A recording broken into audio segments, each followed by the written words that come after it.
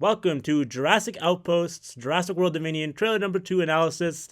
I'm Asees, and I'll be going through this trailer with you guys today. I'm not going to waste any more of your time. Let's just get straight into this.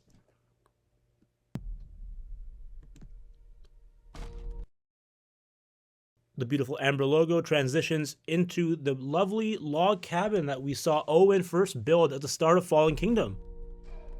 And now we see that Maisie, Owen, and Claire now potentially live at this cabin, and they're interrupted doing their chores when they hear a velociraptor that we later see to be Blue coming down the forest. That's the same motorcycle that Owen was working on in Jurassic World as well. The beautiful shot of Blue and Beta running through the forest that we saw in trailer 1.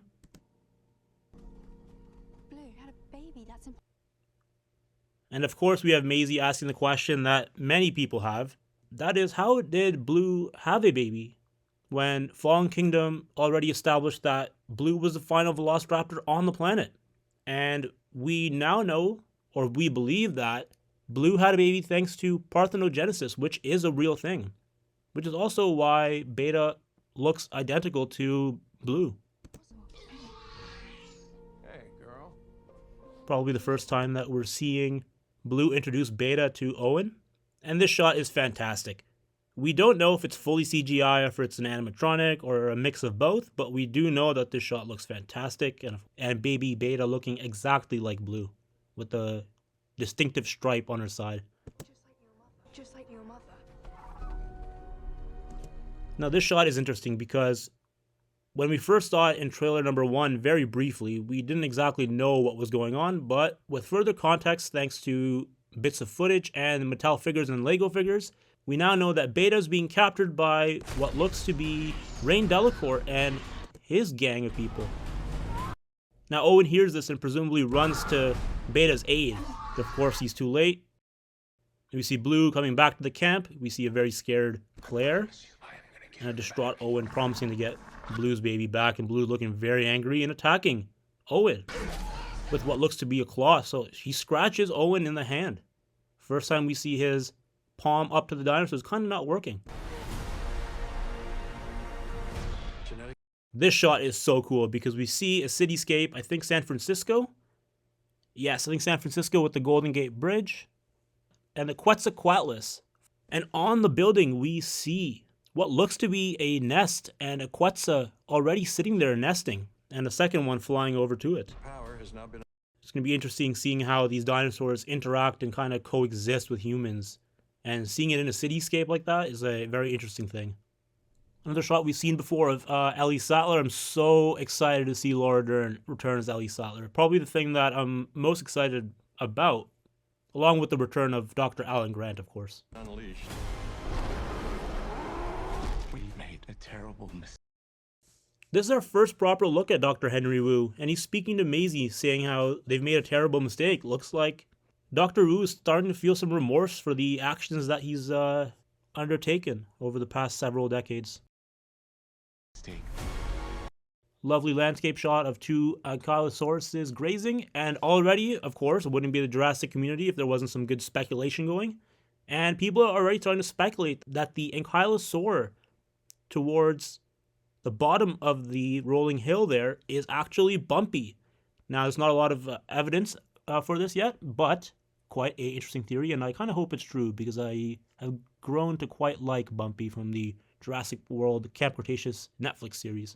The Doomsday Clock might be about at it.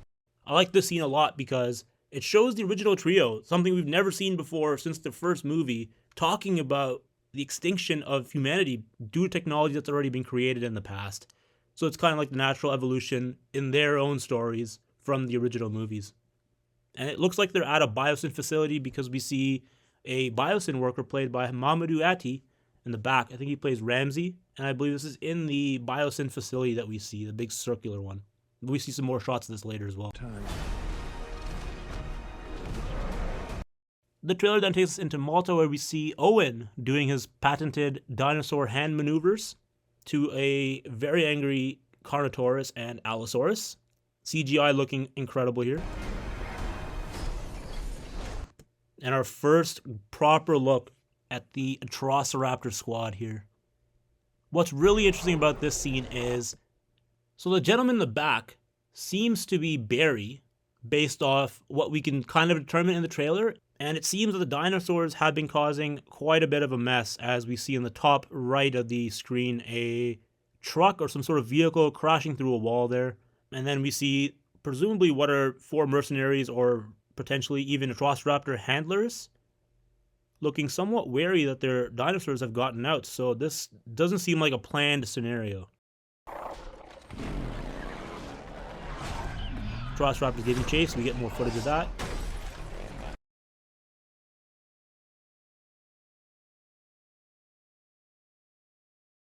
An absolutely wicked moment of Claire clotheslining an Atrociraptor.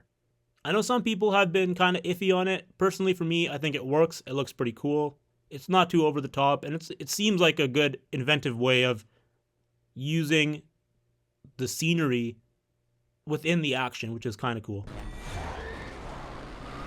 Absolute mayhem. Now this guy here has been getting quite a bit of attention. We believe this gentleman is the winner of the contest where the winner would get eaten on screen. Very out of nowhere. See the Allosaur come in and take that guy out. Jurassic World Dominion might be the first time we see like pedestrian or bystander casualties. Or maybe that's the only one, so we'll see. So maybe Jurassic World is going to be up in the casualty count as well as the global scale, so that should be a good time for people looking for that.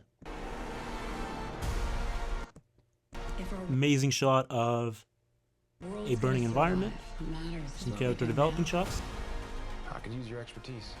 Of course, Dr. Alan Grant is back. What I'm really excited about is the dynamic between Owen and Alan Grant, because they have 2 very differing ideologies on Velociraptors. So it'll be interesting to see how Alan Grant's character kind of develops with this new Jurassic World Velociraptor philosophy, if you will.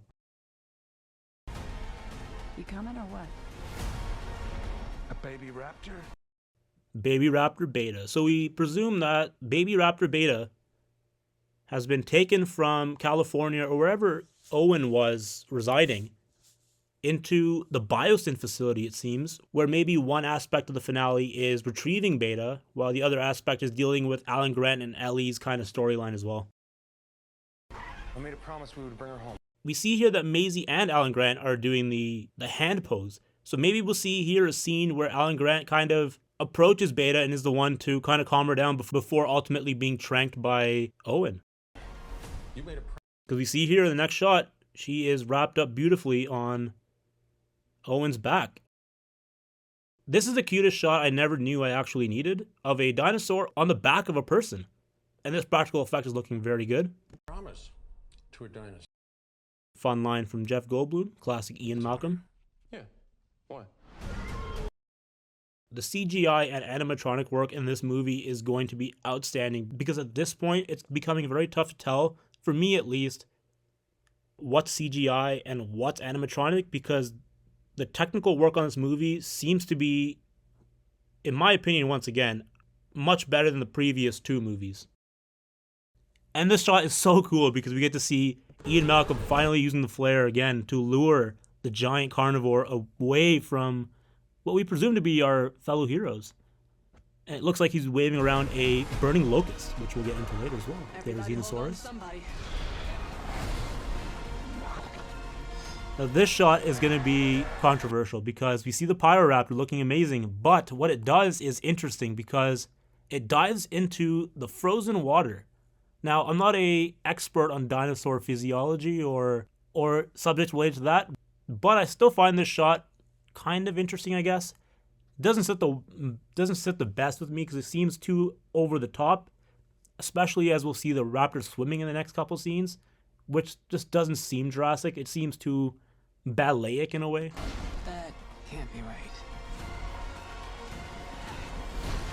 Our hero's running, and this is the shot I was referencing before of the raptor just looking far too ballet-ic underwater.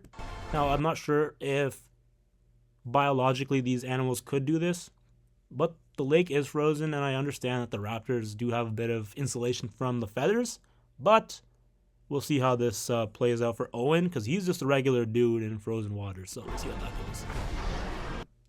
Like I said before, it's becoming very hard to tell what's animatronic and what's CGI, especially with the Giganotosaurus, because this shot looks utterly fantastic. What is that?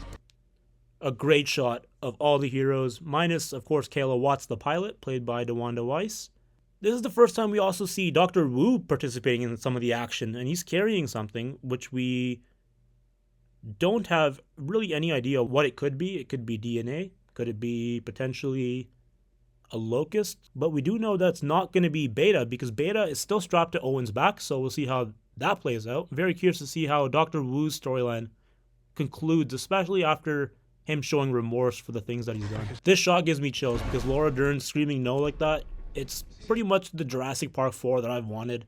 Like a new cast and the original trio working together in like this global Jurassic storyline that we've never seen before. And honestly, as a kid, this is kind of what I expected a Jurassic Park 4 to be, and to be getting that now as an adult is kind of trippy, but I'm very excited about the possibilities. Not so bad.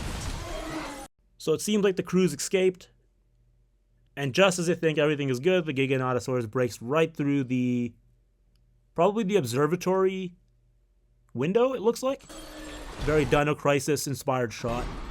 Once again, looking fantastic. And that's it, guys. Trailer number 2. I cannot put into words how excited I am to see the conclusion of not only the Jurassic Park trilogy, but the Jurassic World trilogy as well. And seeing the return of so many beloved characters and dinosaurs in the Dilophosaurus, which we didn't get to see in this trailer, but we saw in the previous trailer and in subsequent bits of media that Universal's put out. But stay tuned to Jurassic Outpost for all your Jurassic franchise and Jurassic World Dominion needs as we come ever so close to the release of the 6th Jurassic Park movie.